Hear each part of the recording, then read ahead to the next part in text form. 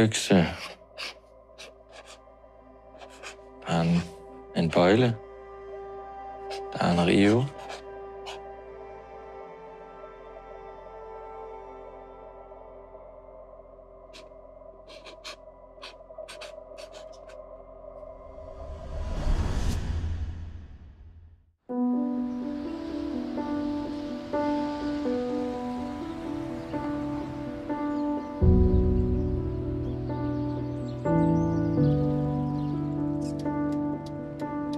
Der står han jo.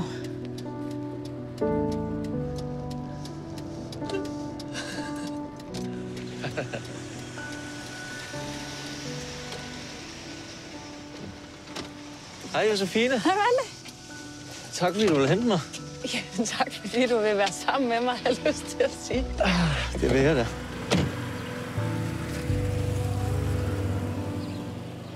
Jeg har en billet til dig. Ja? Du skal have med. Ja? Den ligger her. Okay. Den skal du huske, når vi skal finde Jan. Okay. Og altså, du kender jo Jan i forvejen. Du kender også mig lidt i forvejen. Ja. Gør det dig mere tryg i det, eller sådan lidt mere spændt og nervøs? Jeg tænker, at fordi I begge to kender mig, så føler I måske kan gå lidt længere, end hvis ikke vi kendte hinanden. Så det synes jeg bare, det øger spændingen. Okay, det er jeg glad for. Det skal udnyttes, kan jeg godt høre. Ja. Ej, jeg synes bare, I skal gå til den.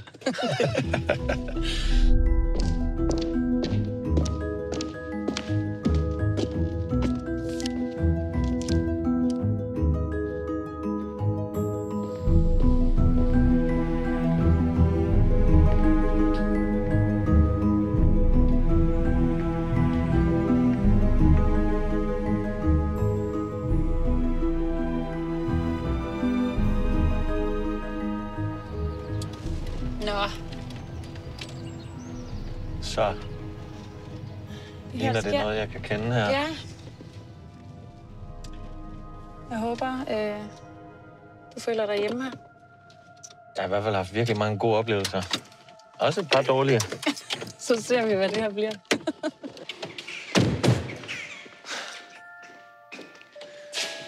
Kom indenfor. Tak.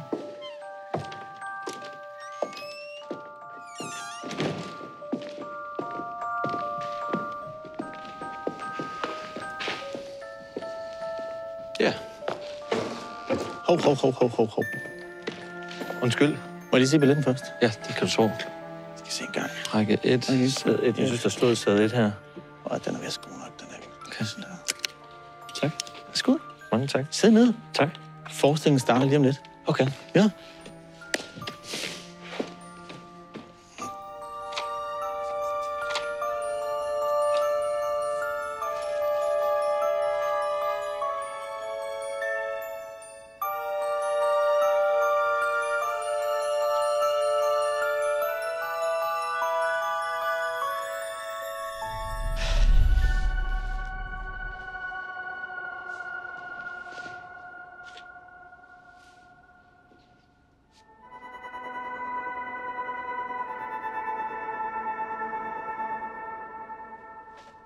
Der var engang en dreng.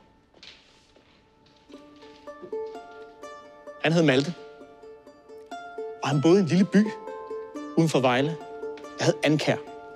Malte havde en stor drøm og et endnu større talent, for han kunne spille og han kunne synge, hvilket ofte kom byens piger til gode, eller også var det omvendt. Han ville være rig og berømt, og hans jagt på rigdom og berømmelse førte ham rundt i verden. Som 16-årig tog han til selveste Amerika, hvor han købte sin første guitar. Bevæbnet med western-guitar og et godt skud selvtillid, vendte den unge drømmer tilbage til Ankær. Som nyslået student søgte han på ny ud i verden for at jagte sin drøm. Denne gang bragte drømmens vinger ham til storbyen Odense, hvor Malte med sin lille kuffert og sin store drømme flyttede ind i musikkollektivet med det inspirerende navn Crack House. Men i Crack House kreative tåger kuldsejlede den unge musikers drømme mod al forventning. Og Malte måtte endnu en gang vende tilbage til barndommens gadekær med blodsprængte øjne og bristede drømme. Som bekendt er tredje gang lykkens gang. Og denne gang gik turen til København. Herfra tager historien en afgørende drejning. På spillestedet Vega møder Malte en fremmed, der måske er sendt fra guderne. Han hedder i hvert fald Christian, og han så Maltes talent. Christian spurgte Malte, Malte, hvis du skulle få et ønske opfyldt, hvad skulle det så være? En sulten Malte svarede, en kebab. Senere på aftenen spurgte Christian endnu en gang, hvis du skulle få et ønske opfyldt, hvad skulle det så være? Og ligesom i myten om kong Midas, svarede Malte, jeg ønsker, at alt, hvad jeg rører ved, bliver til guld. Og herfra er resten historie. For alt, hvad han rørte ved, blev til guld. Endda også ham selv.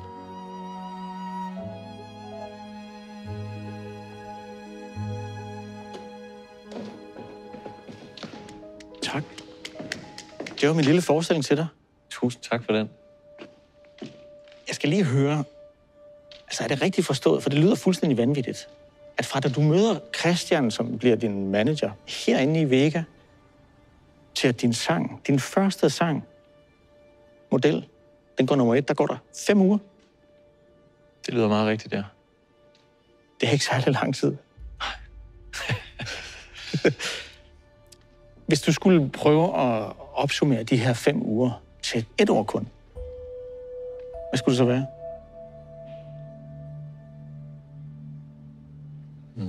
Drømme, måske. Drømme? Ja. Jagt til en drømme. Det var fint. Selvom det i grove træk var sådan nogenlunde det, der skete, så tror jeg, at der var én ting, som var overraskende præcis. Den lige her.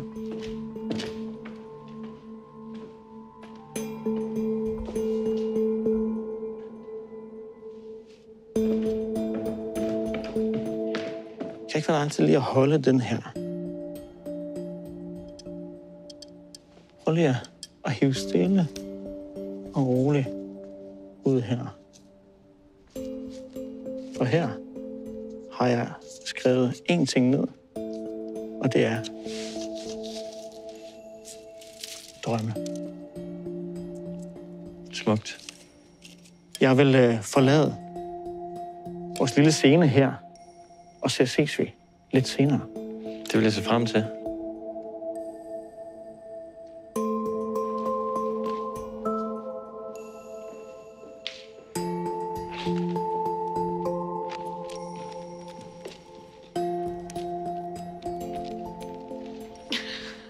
Det var en god start, synes jeg. Ja. Altså et lille krybespil om sig selv, eller dukkespil. Inde på den store scene i Vega. Ja. Drysset med guld. Ja, det var virkelig... Ja, lidt som at gå ind til sådan en feberdrøm. Ja. En eller anden slags. Ja, hvordan det? Jamen, det var bare sjovt at komme ind og så sidde her og så se en mystisk magiker fortælle historien om sit liv med en dukke. Det kunne jeg godt lide. Ja. Kom med.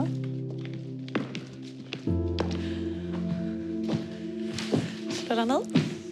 Tak. Jeg kunne godt tænke mig lige at høre lidt om din opvækst. Hvordan var dit barndomshjem? Hvordan var det at komme der? Hvordan var det at være der? Hvad var det for en stemning, der var?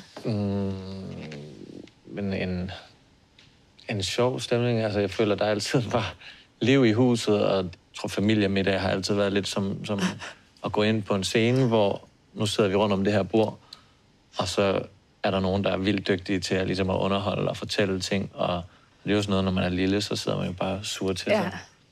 Var det også følelsen af, når du så kom hjem, at du så kom hjem og kunne være dig selv og blive set for den du var? Ja, jeg tror altid, de har haft en god forståelse for, hvordan jeg var, og hvordan jeg var forskellig fra mine søskende. Altså, mine søskende, de har altid været sådan virkelig dygtige skoleelever og været gode til at holde styr på deres ting og lave lektier og fået gode karakterer, hvor sådan var det ikke helt med mig. Men det var ikke sådan en ting, jeg blev slået i hovedet med, at sådan, hvorfor kan du ikke bare gøre lidt mere som dine søskende? Jeg tror mere, det var sådan en... De godt kunne se, at jeg havde nogle andre behov, og jeg havde brug for hjælp til nogle andre ting. Og var god til nogle andre ting også. Jeg ved, at der særligt er en i din familie, som har en helt særlig plads i dit hjerte. Mm. Frederikke. Hold lige at se. Jeg vil elske dig for evigt, og hvis du nogensinde er i tvivl, Bettina, så ved du.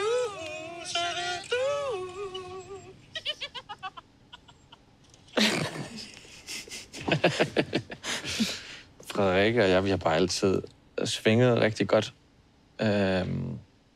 Hun er autist, har nogle forskellige diagnoser, men fra en ret tidlig alder fandt vi nok lidt hinanden, fordi jeg også måske følte mig lidt anderledes. Ja.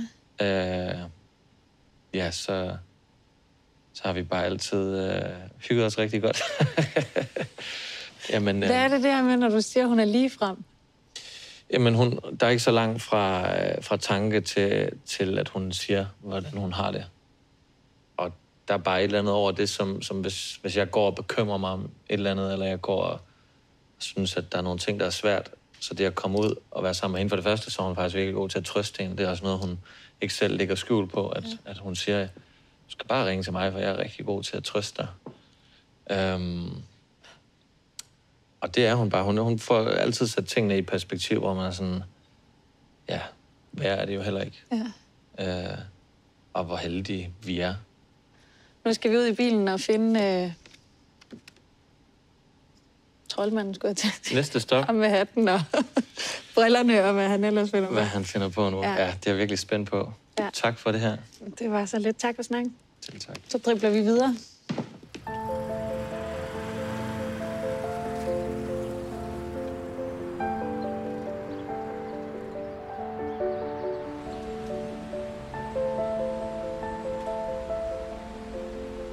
Det gik op for mig løbende, mens jeg var derinde, hvor mange oplevelser jeg har haft derinde. Skelsættende oplevelser. Og første gang, jeg sådan skulle over og spille for et stort publikum, det var så Lille Vega, tror jeg måske. Og hvor gammel var du der?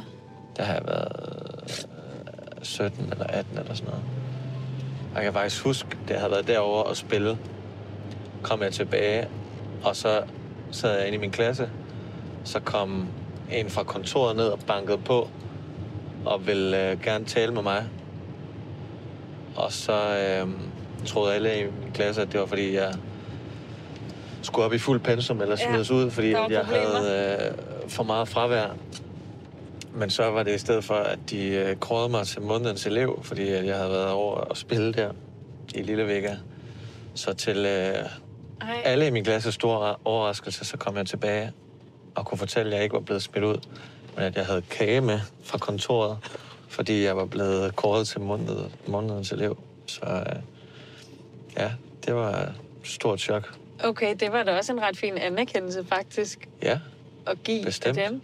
Ja, helt vildt. Jamen, det var, man kan sige, for en elev, der gik i musikklassen, så var det jo lige præcis noget af det, man arbejdede mod. Så kunne det jo godt se bort fra, at jeg måske ikke altid var den mest pligtopfyldende på andre områder, men at jeg gik efter det, som den linje jo også handler om.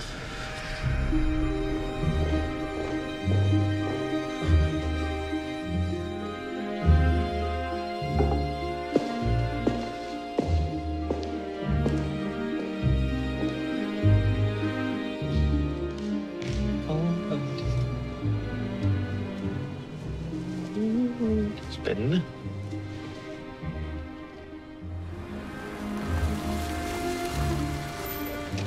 God fornøjelse. Tak.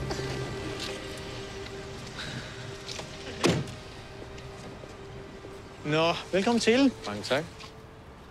Malte, i skolegården, da du var barn, kom nogle af de store knægte hen til dig og sagde, hey, Malte, er det dig, der skriver sange til pigerne og synger for dem? Og lige der kunne du vælge 2 ting. Den ene var at flygte. Den anden var at tage bladet fra munden og svare dem igen. Og du valgte den sidste. Hvad var det, du svarede? Måske noget med, at det var mig, der skrev sange, og jeg måske også havde skrevet en om hans mor. Det var meget modigt, som lille knægt, at gøre det her. Og lige om lidt, så kommer det til at handle om mod. Kom med.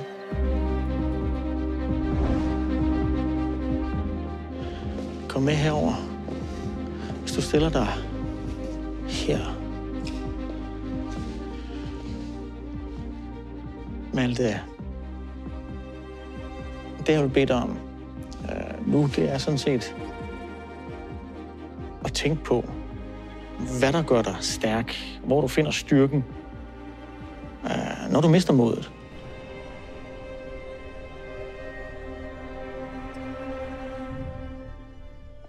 Så får du den her lille klokke,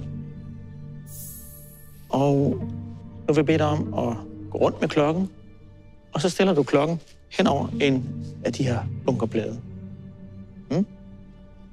Værsgo.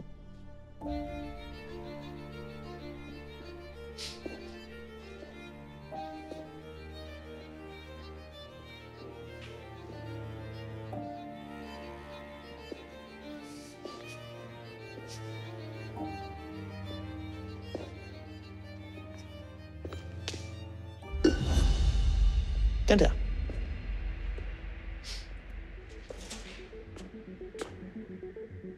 Tænk lige på det her som, altså hvor du finder styrken af modet, ikke? Bare tænk på det. Du står lige her og kommer tilbage.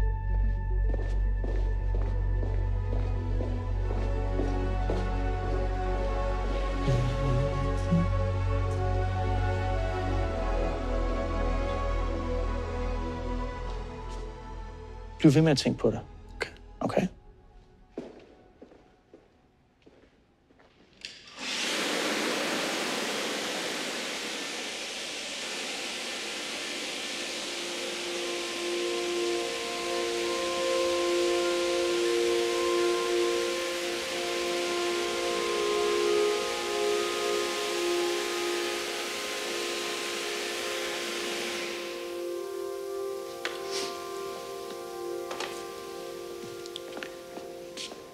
Nu er modet væk.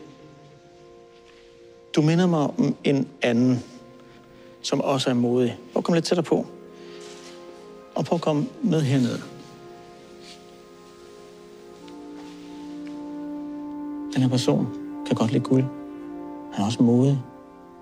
Altså Frodo fra Ringens Herre. Et værk, som jeg ved, du holder rigtig meget af. Og jeg beder dig om at stille og roligt løfte klokken.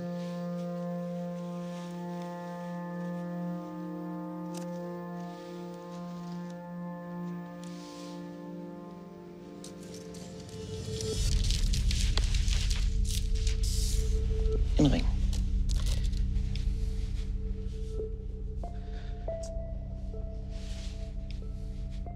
Malte. Det, som Frodo og du har til fælles, er det her mod. Og så er der en anden ting, som jeg synes er ret interessant, fordi at Frodo, han har guldringen her, og du har gulddrengen. Og på den ene side, så føler jeg nogle gange fristet til at tage den på. Og på den anden side, så ved jeg også godt, at det kan være en byrde i at gøre det. For det kan føre et helt særligt og nogle gange ikke så godt og rart et sted hen. Og alligevel så gør jeg det. Hvor fandt du styrken henne, da modet det forsvandt? Altså, det var flere personer. Var det flere personer? Ja. Venner, kæreste og familie. Venner, kæreste og familie. Alle magiske ringe har også en inskription. Prøv at tage ringen og læs ind i. Og hvis du læser rigtig godt efter, så kan du se, at indeni Der står familien, Ditte-Mie og vennerne. ringen er din. Tak skal du have. Vi ses. Vi ses, Jan.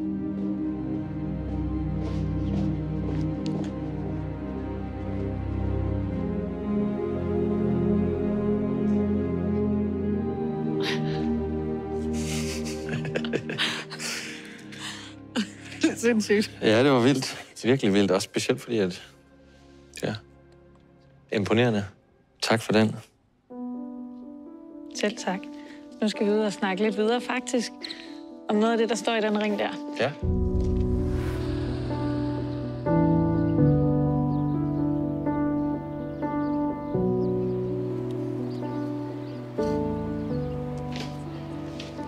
Kom indenfor. Tak. Du tog til Odense året efter, at du blev student, fordi du jagtede en eller anden vild drøm. Og så gik det ikke helt, som du havde forventet. Ja, jeg tror, at hele den periode, det var måske første gang, jeg for alvor sådan prøvede at virkelig blive ramt af sådan en depression, eller hvad man skal kalde det, men virkelig sådan en følelse af at være kommet ned i et sort hul og ikke kunne se sig selv ud af det. Og mine venner var meget skelsættende. Og nogle meget bestemte venner, der ligesom var der i den periode. Og en ret bestemt oplevelse med nogle af de venner, som vil nok beskrive det som sådan et vendepunkt i hele den periode. Ja, hvad var det for en oplevelse? Jamen, vi var nogle venner, der tog i min bedsteforældres sommerhus, hvor vi havde nogle dage sammen, og jeg gik ligesom og bar på den her hemmelighed, følte jeg. Der var ikke rigtig nogen af mine venner, jeg havde fortalt det til. Og der er en af dem, der er med, som er lidt ældre, som på et tidspunkt, så siger han, der er noget, jeg bliver nødt til at fortælle jer. Og så fortæller han en meget sådan traumatisk oplevelse fra hans barndom. Noget, han har gået med, og som han har dealet med, og som var bare sådan noget, hvor man tænker, okay, det her menneske, som jeg ser så meget op til, og som har så meget styr på alle mulige ting, har gået rundt med det her. Og det var som om, det åbnede op for sådan en eller anden, okay, jeg er ikke den eneste, der har det svært, og tænke, at jeg synes, at det, jeg dealer med, at det føles tungt, fordi det der for mig var bare, det var meget værre. Og det åbnede bare op for sådan et tillidsbånd mellem de her mennesker, som gjorde, at det lige pludselig føltes ret let at dele. Og det, som jeg gik og skammede mig over, det var slet ikke så pinligt. Så det løsnede rigtig mange af de der følelser, som sad i klemme. Det var ligesom en prop, der forsvandt. Hvad sagde du til dem? Jamen, så fortalte jeg, hvordan jeg havde haft det. Jeg havde gået og virkelig følt meget skam i forbindelse med at være blevet nødt til at flytte hjem igen. Og at jeg følte, at det var svært at finde tilbage til at lave musik. Og jeg vidste ikke om, hvorfor jeg gjorde det længere, og hvad der ligesom var mit mål. Og det, jeg tror bare, det satte bare en masse ting i perspektiv. Ja. Og jeg blev mindet om, at det var ikke så meget det der med at lykkes, eller at succeskriteriet var ikke at blive rig eller berømt. Det var ligesom at gøre det, som gjorde mig glad, og det var det at lave musik. Altså, at jeg elsker at lave musik, og uanset om det lykkedes, så var det et privilegie. Og det var bare, finde tilbage til glæden ved at lave musik på den måde. Var det med til at hjælpe dig ud af din depression? Helt klart. Helt klart. Jeg tror nærmest det var sådan, altså vendepunktet fra, at det var følelsen af, at nu gik det fra at se sort ud det hele til, at nu blev jeg meget mere sådan optimistisk. Jeg fik vendt det på en eller anden måde. Men jeg vil sige, nu har vi talt med rigtig mange af dine gode nære venner op til det her program, og jeg tror sjældent, at jeg har hørt så mange mennesker sige, at du er deres bedste ven. Det er sødt. Og det synes jeg fortæller rigtig meget om dig, og din måde at være i dine relationer og dine venskaber på. Og det synes jeg, du skulle have med. Tak for det. Så jeg skal nok lade være at spørge, hvem der så er din bedste ven, fordi så har vi et dilemma. Så skal vi i hvert fald lige lave nogle forskellige takes. Vi kan sende ud til de forskellige personer. Nej, jeg synes jo godt, man kan have flere bedste venner. Ja, det kan man heldigvis. Nu skal du have lov til at holde resten af aftenen fri. Fordi i morgen... Hvad skal der der? Det fortæller jeg ikke. Du skal glæde dig. Det gør jeg da. Ja. Ikke? Tak for en spændende og overraskende dag.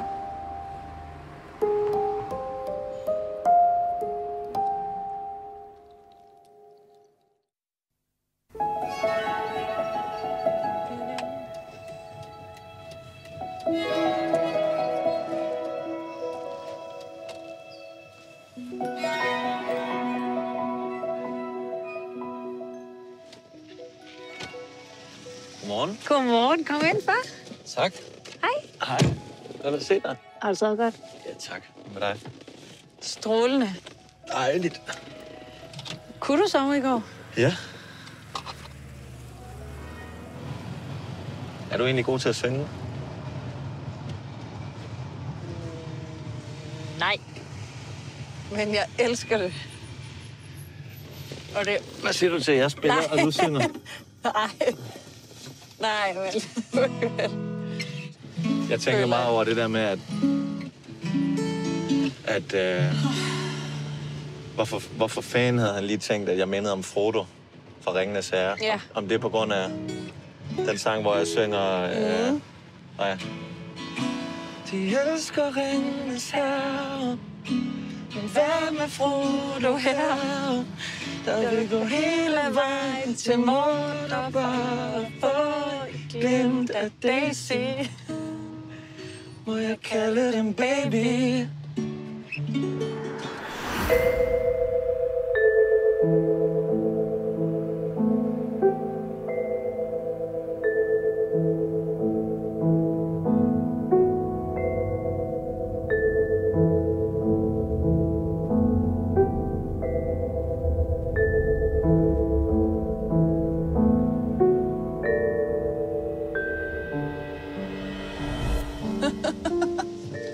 Hvad tror du, han laver, når han er alene, Jan? Jeg ved i hvert fald, at han ikke går i shorts, så han er ikke lige så almindelig som os andre. Nej. Han har aldrig shorts på. Nej. Der er aldrig nogen, der har set hans ben. Jeg tænker hans kone. Der er jo nogle børn. Jamen, det behøver man jo ikke at se benene for.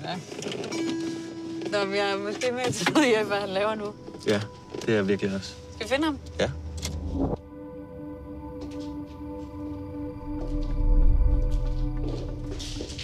Hej Malte. Dags, Jan. Kom indenfor.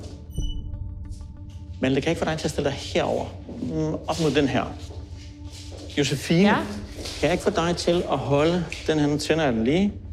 Holder den bare sådan her, herhen mod. Er det okay? Ja. Cool. Ved du hvad? Du får lige den her. Den står sådan der.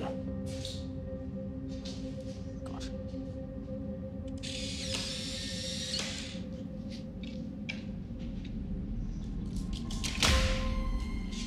Vi må se, hvad det bliver til. Kan du ikke Ja. putte det i lommen? Ja. Kom med den her vej. Skal vi herhen? Kom med herhen.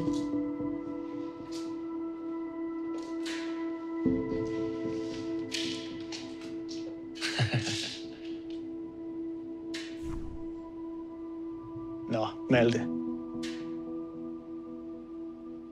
Et fint udpluk Ja, af det liv i billeder. bestemt. Kig på dig selv, for det her, det handler om drømme.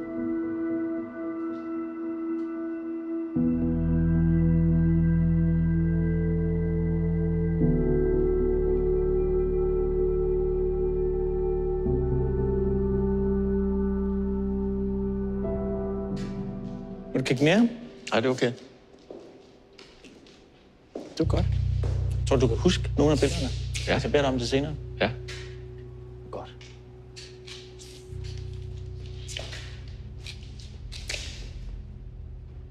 Malte, du er et menneske, der skal passe på.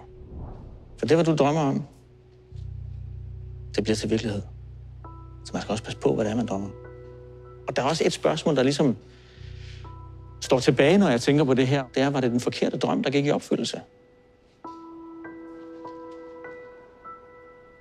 Her har vi set et fint udsnit af Malter, der har haft drømme for fremtiden. Og nu vil jeg bede dig om at tænke på din drøm for din fremtid. Jeg vil også bede dig om, skriv det ned. Kan jeg ikke bede dig om, bare lige gå derover. Så skal du bare ned, og så putter du det bare i lommen. Det hele.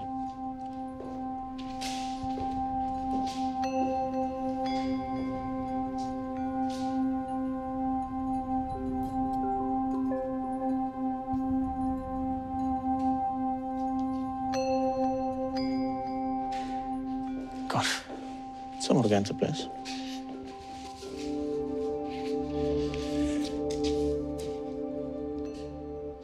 Har du været i hypnose før? Ikke hvad jeg ved af. Det er et rigtig fint svar. Ikke hvad jeg ved af. Jeg vil våge at påstå, at vi er i hypnose flere gange om dagen. Og det svarer lidt til at dagdrømme. Og jeg tror, du er god til at dagdrømme. Mm-hmm. Du må lægge dig godt til rette på min fine divaneser her. Ligger du okay? Ja, det synes jeg. Godt. Må du lige kigge mig i øjnene? Og nu tæller jeg dig bare stille og roligt ned fra 1 til 3. Og på tallet 3, så skal du bare lukke øjnene stille og roligt. Så start bare med at trække vejret hele vejen ind og puste ud. Og kig mig ind i øjnene. Ja. Siger 1, 2 og 3.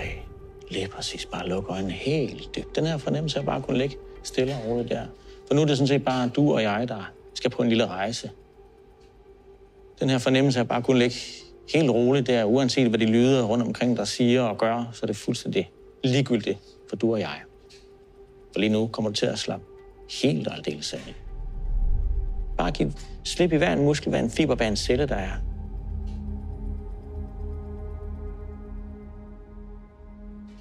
Jeg vil bede dig om at tænke tilbage på de billeder, du så for lidt siden derhenne. Udplukket fra dit liv. Der har været nogle billeder, der især er stået frem, hvor du kunne se, der havde du nogle drømme fra fremtiden. Nogle stærke energier i dig, som ligesom vil drive dig fremad mod et mål, et ønske. Noget, du har lyst til at opnå. Og så fortæl mig bare, hvad var det første billede, du ligesom kom til at tænke på, da jeg nævnte det her? Hvor jeg sidder ved klaveret. Ja. Hvad drømte du derom? Lave musik, optræder. Ja, komme ud og spille. Ja. Var der andre billeder, der står frem for dig derhenne, som du kan tænke, der var der alligevel nogle drømme, som kiggede fremad? Lidt, der springer ud af måske det, hvor min familie kom over og hentede mig over i USA. Ja, det var på udveksling. Ja. Ja. Hvad var der for nogle drømme der? Der troede jeg på, at det kunne lade sig gøre. Jeg var virkelig kom hjem med sådan rygsækken fuld af selvtillid og gå på måde. Mm. Nu vil jeg bede dig om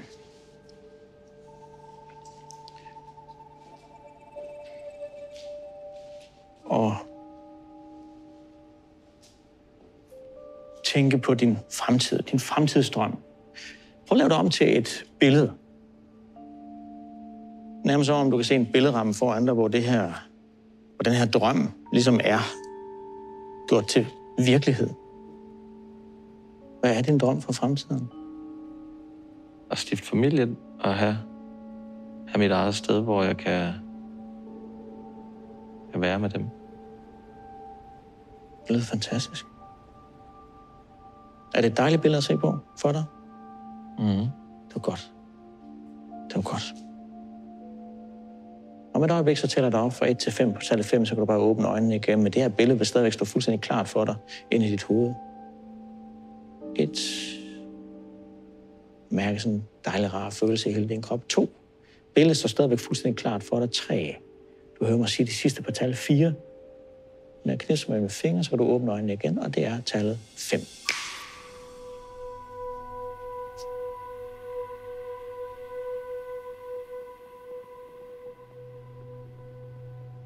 Er det klart og tydeligt for dig, det billede? Du kan sætte dig op igen, hvis du kan. Det var godt. Det ville være vildt, hvis jeg havde et billede af det lige nu. Ja, det ville være pænt vildt. Det har jeg ikke. For det er ikke sket endnu. Indtil videre så er det oppe i dit hoved. Så det eneste, vi kan, det er at tage det nyeste billede, der er blevet taget af dig. Og det har du i din lomme. Så det tog vi lige herude. Har du det stadigvæk? Mhm. Prøv at finde det frem.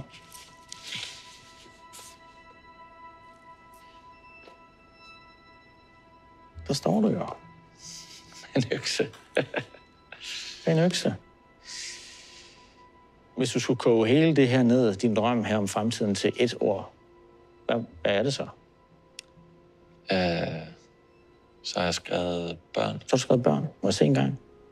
Ja. Har du stadigvæk selv derovre, bare? Du har skrevet børn. Ja. Prøv at tage billedet her igen. Hvad ser du ellers på billedet? Du har din økse der. Skal jeg skrive det ned? Ja. Økse. Der er en bøjle. Ja. Der er en rive.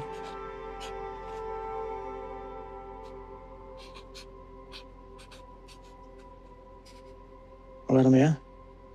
Der er en nettopose. Er der det? Ja. Er der noget med de forbogstaver der? Det er der nemlig. For hvis vi tager forbogstaverne, så står der børn. Normalt, så vil jeg jo sige, jeg håber, din drøm går i opfyldelse. Men til dig, der behøver jeg slet ikke sige det. For jeg ved, at det, du drømmer om, det skal du nok sigte efter. Så jeg håber på, at jeg en dag må komme og besøge dig i sommerhuset. Vi ses. Du skal være meget velkommen. Tak. Ses. Vi ses.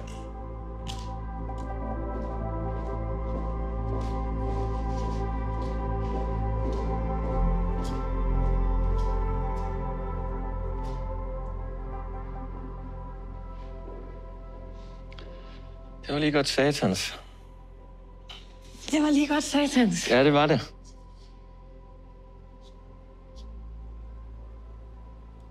Hvor fanden skulle jeg også lige have den økse?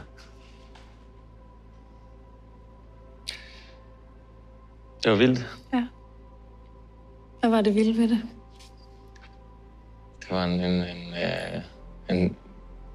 en sjov tilstand at være i, og ligge og forestille sig de her ting, hvordan der var nogle ting, der var meget tydelige og meget sådan vækkede stærke følelser ind i.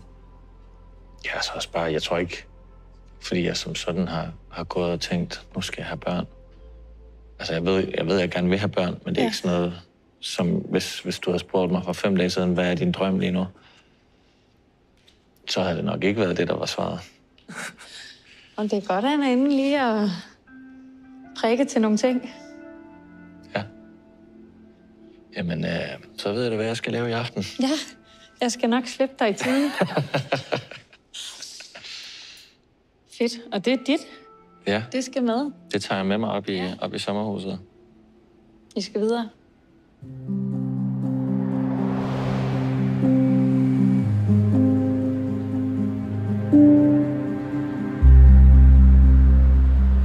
Det allerfineste ved det, han gør, det er, at det leder tankerne hen til at tage nogle aktive beslutninger, eller mærke efter, hvad er det egentlig, jeg gerne vil?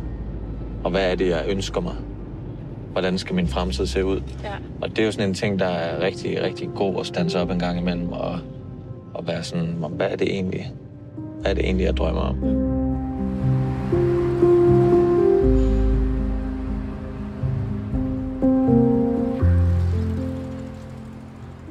Ved du, hvad vi skal? Vi skal i bio. Okay.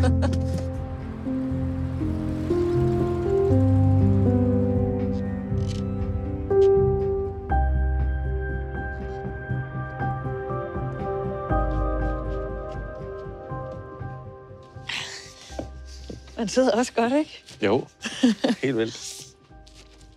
Grunden til, at jeg gerne vil have dig med herinde, er fordi, at vi skal gense et lidt særligt øjeblik fra din karriere. Det er noget tid siden, jeg har set det. Ja. I 2022, der spillede du til dronningens 50-års regentjubilæum. Prøv lige at fortælle, hvordan kom det i stand? Jeg tror, de omtalte det som dronningens sidste store sådan offentlige arrangement. Og jeg blev spurgt, om jeg havde lyst til at komme med et bud på et bidrag. Og det vil jeg naturligvis meget gerne. Ja, det var... Jeg tror aldrig nogensinde, jeg har været så nervøs, som jeg er lige der. Altså, var der nogle restriktioner i forhold til selvfølgelig både sangen, men også den optræden, du skulle lave? Ja, altså jeg tror ikke, at du som sådan må forlade scenen og gå hen og henvende dig til hendes majestæt. Lad os se, hvordan det går. Første gang jeg så dem, var jeg 7 år. Klamrer sig til mikrofonstativet. Hvad er det? Det er bare for at have et sted at have hænderne, så de ikke ryster for meget. Hun reagerer lidt her. Ja, nu stopper vi den nemlig lige her. Ja. Det er det første billede, vi får af dronningen. Ja. Men dronningen, hun kigger lige væk, og det bemærker jeg også. Ja. Og det gør mig selvfølgelig lige lidt ekstra nervøs, fordi hun skulle gerne synes, det var sjovt. Jamen, lad os se, hvad der sker herfra. For min kærlighed er stor ligesom Asien. Vi kunne tage dig hen, bruge hele appanagen. Dejligt rim. På en panda eller to. Man kan se her, hun er jo... Dog, så vender hun sig lige. Det er hun lidt skært. Op i sædet. Men hvad med Frodo her, der vil gå hele vejen til Mordor for en lille... Det er en lille koreografi, jo. Må jeg kalde dem baby? Og der griner hun. Ja. Ej, det var det, du arbejdede derhen imod. Må jeg kalde dem baby? Ja. Hvordan var det at fange det her blik? Jamen, det er jo surrealistisk. Altså virkelig, igen, meget, meget, meget specielt at stå i det rum og skulle synge de linjer til en person, som du har set og kendt til hele livet. Altså, det er virkelig en respektindgydende ting at stå over for dronningen. Ja. Det var da den ultimative succes, at hun ville grine lige præcis af den linje, ja. Og at kameraet fangede det. Også det. Så her, der begynder du at være godt tilpas i... Nu begynder jeg at føle mig lidt modig. Ja. Måske på grænsen til overmodig. Fortæl mig lige hurtigt inden. Du står deroppe, du får det her smil.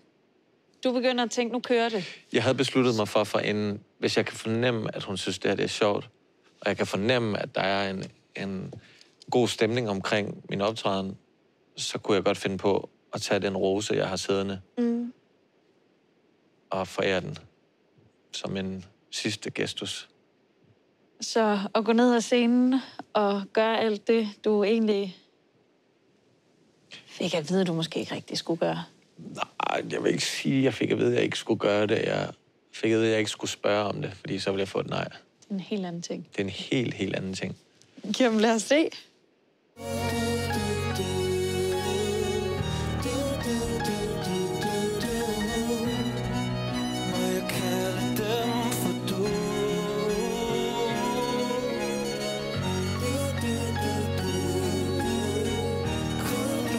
Ikke engang kameraerne kan fange dig, fordi det ikke var aftalen med det.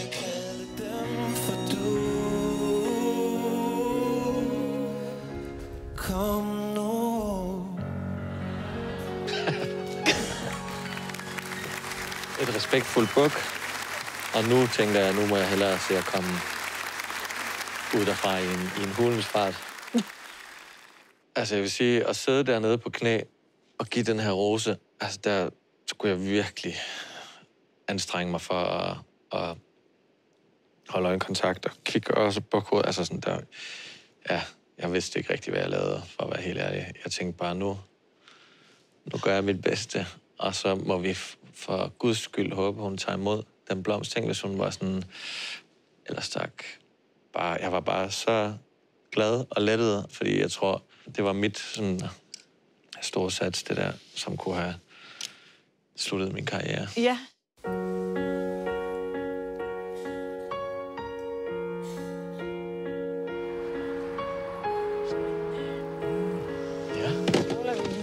Nu er der en, der ringer her. Hej, Frederikke. Hvem sidder du sammen med? Det er Josefine. Hej, Josefine. Hej, Frederikke. Jeg har hørt rigtig meget om dig. Jeg har været sammen med Malte i 2 dage nu. Hold da op, det vidste jeg ikke engang. Nej, jeg har været heldig. I laver tv. Om noget tv laver, hvornår kommer det ud? I hjernen på Stjernen, og jeg tror, det kommer til januar. Hold da op. Og ved du hvad, vi har faktisk set den video, hvor dig og Malte, I cykler sammen, hvor I synger Rasmus Seebach. Ej, har du set? Ja. Og Malte sagde godt, altså, nu når Frederikke er med i programmet, så kommer hun til at føle, det er hendes program. Det er så også rigtigt. Ja, og det er, jeg meget også enig i. rigtigt, ja. Det er også dig, der er stjernen, Frederik. Det er det. Fuldstændig.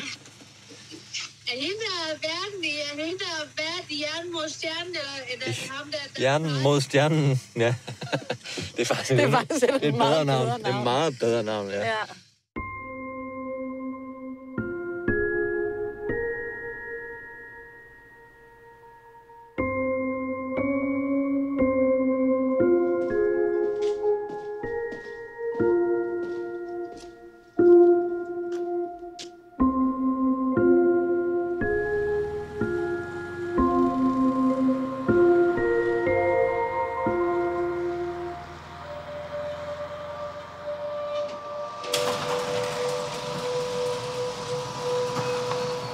Så, Malte.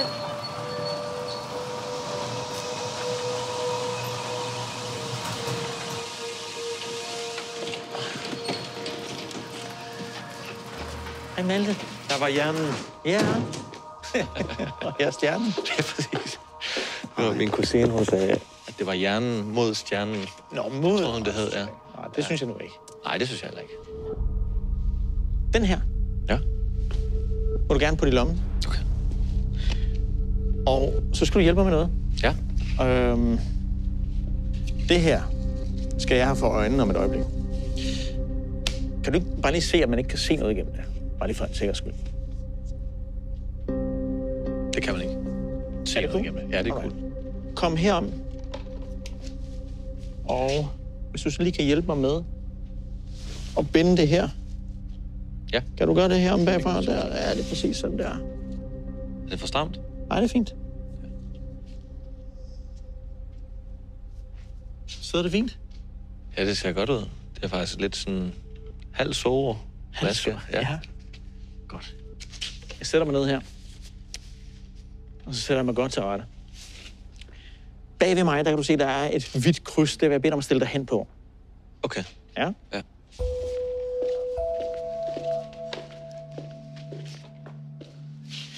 Det her hvide kryds, det bliver ligesom en station, du ligesom skal komme tilbage til. For jeg vil bede dig om at gå over efter en ting på de hvide podier bag ved dig. Ja.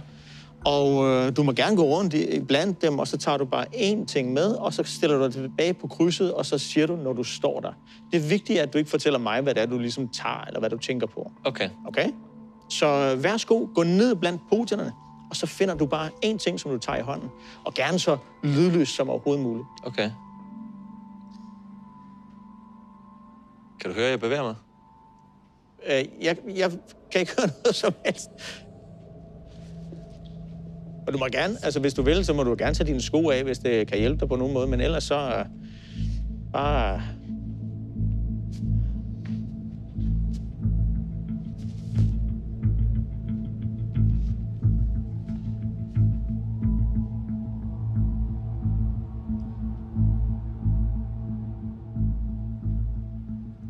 Ja. Så er du på det hvide kryds? Mhm. Har du en ting? Mhm. Bare kig på ting en gang. Ved du hvad? Læg du den ned i kassen, der står til højre for dig. Helt stille og roligt lægger du den bare ned i kassen, uden alt for meget. Sig til, når du har gjort det. Til. Godt. Går du tilbage, gå blandt podierne, og så finder du endnu en ting, som du kan vende tilbage med.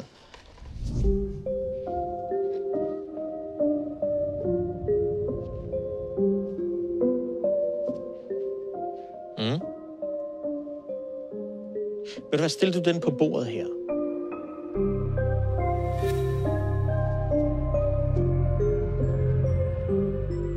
Ja. Ned i kassen med den.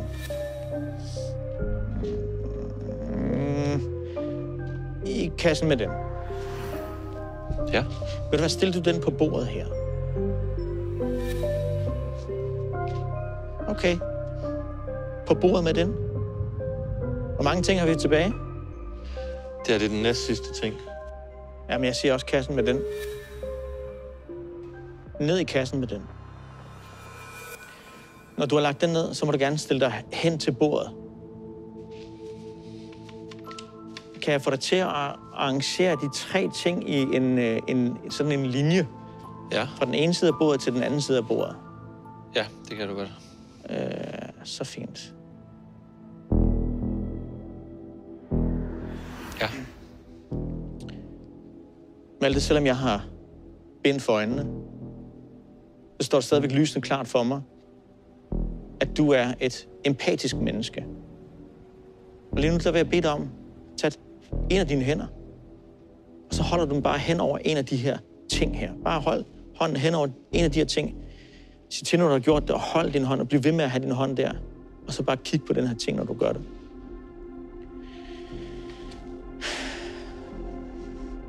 Se, lige her, der fornemmer jeg en eller anden form for en glæde. Fordi det er som om, at der er sådan en kommunikation i det. Er det telefonen, du har hånden hen over der? Det er rigtigt. En gang om ugen, der ringer du til en fyr, der hedder Carl Emil.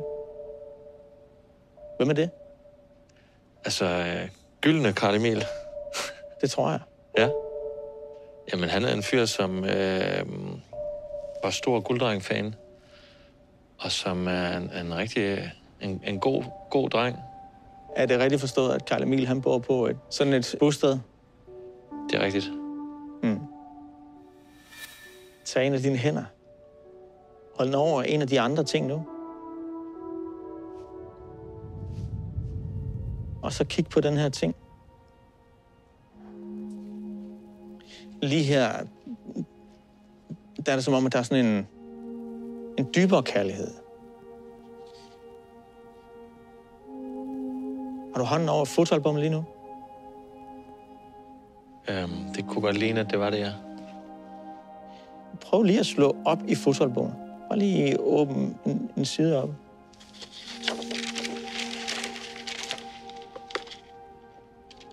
Der er et billede af mig og min kusine. Som 22-årig, der blev du, jamen vi kan jo lige så godt sige det, millionær. Du blev rig, du blev ramt, og du mængede dig med alle de store. Men af en eller anden årsag, så faldt du ikke i den her, man kan vel nærmest kalde det for arrogancens gryde. Du beslutter dig stadigvæk for at besøge din kusine. Det synes jeg er så smukt. Luk albumet igen. Og tag ikke meget fejl, så er der én ting tilbage. Er det rigtigt? Ja. Hold hånden hen over den.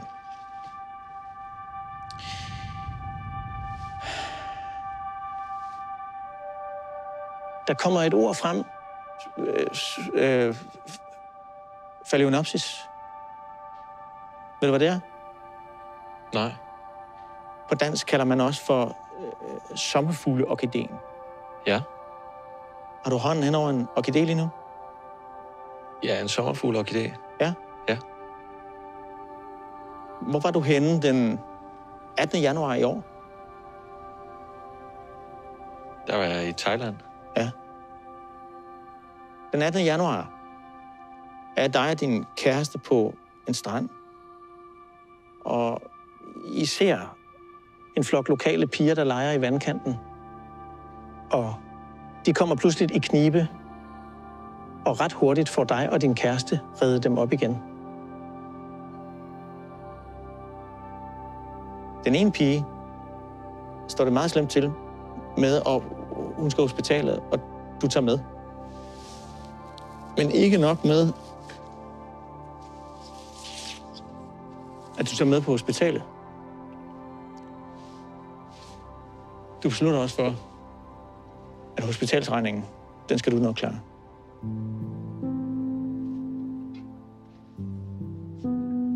Empati kan man sige, man har. Det kan man sige nok så mange gange.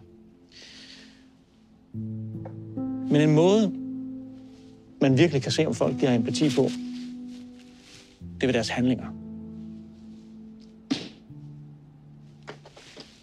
Og du har empati.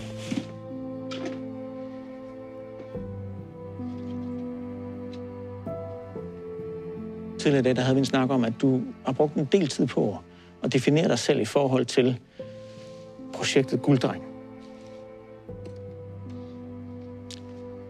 Og hvem den ting, du har i lommen?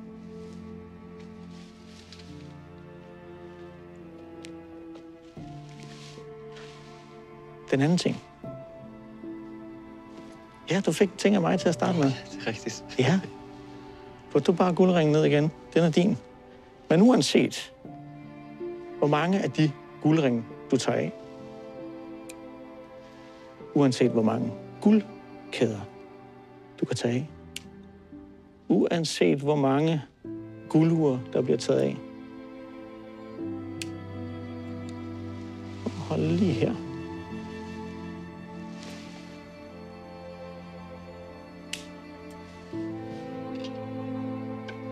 Så er der én ting, og én ting, man ikke kan tage fra dig, og det er, at du har et hjerte af guld. Den er til dig. Så vil jeg sige 1000 tak. Det var en kæmpe stor fornøjelse at tilbringe et par dage sammen med dig. Selv tak. Tak for det her. Selvfølgelig. Vi ses igen. Det gør vi.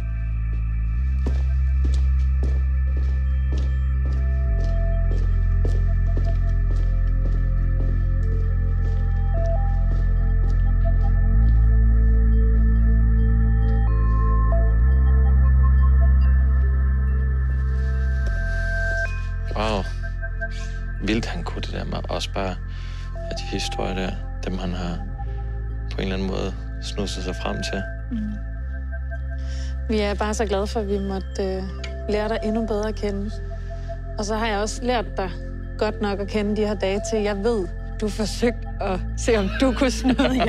Er det ikke rigtigt? Jo, selvfølgelig gør det det. Det behøver ikke være nemt for ham. Nej, det blev det heller ikke. Nej. Men han fik dig i sidste ende. Ja, det gjorde han. Ja. Det gjorde han helt bestemt. Vi ses. Tak for denne gang. Tak for nu. Hils troldmanden. Kære Skal du ikke have sko på, når du går hjem? Nej, ved du hvad? Giv dem til troldmanden som tak. Vi ses. Jamen, kom godt hjem. Ja, tak. Kan jeg bare låne bilen, eller hvad? Ja, ja.